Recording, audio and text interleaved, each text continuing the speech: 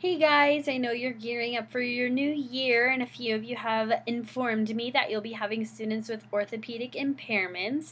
So I just wanted to give you guys a little bit of background information to help you prepare for these students and to help them get as much out of their education as they possibly can.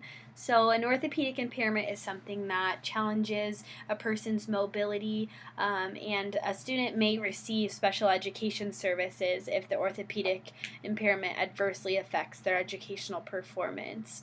A few things that can cause orthopedic impairments are congenital abnormalities, cerebral palsy, and amputation. It's really a wide variety of things that may cause orthopedic impairments, and they've actually separated orthopedic impairment causes into three separate categories. So the first one I wanted to touch on is neuromotor impairment. So these are damages to the brain, spinal cord, or nervous system, and these send impulses throughout muscles of the body. So this can cause challenges with mobility if the impulses are not being sent correctly.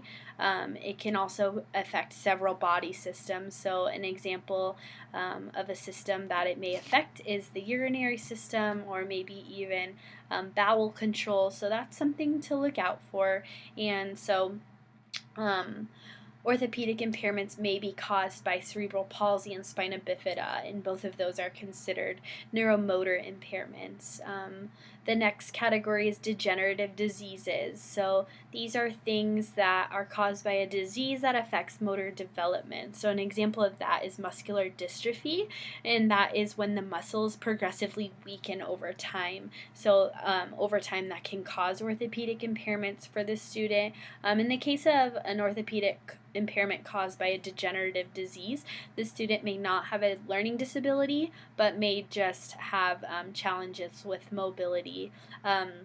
The third category that orthopedic impairments can be caused by are musculoskeletal disorders. And so this is something that results in physical limitations.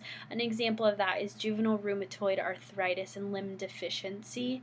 So, like I've been stating, it's basically anything that can cause challenges with mobility for someone.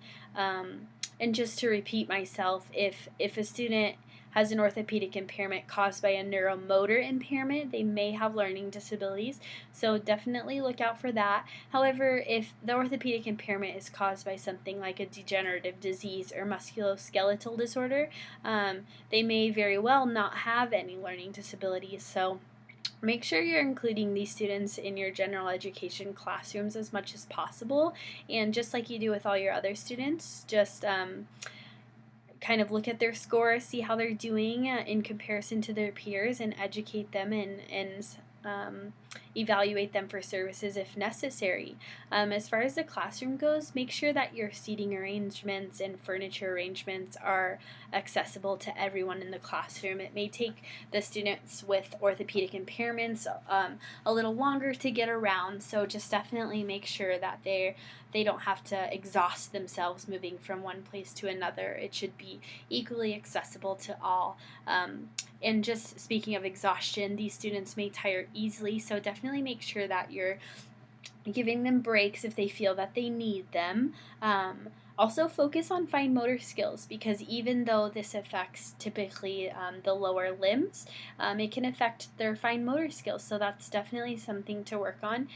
Make sure you're using appropriate wait time. So if you ask for a written or verbal response, you're waiting long enough that the student actually has a chance to answer.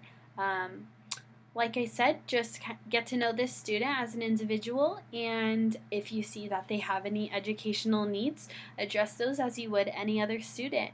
It should be a great year, and I hope you guys learn a lot about orthopedic impairments, and I hope that you love your students, and I can't wait to hear how it goes.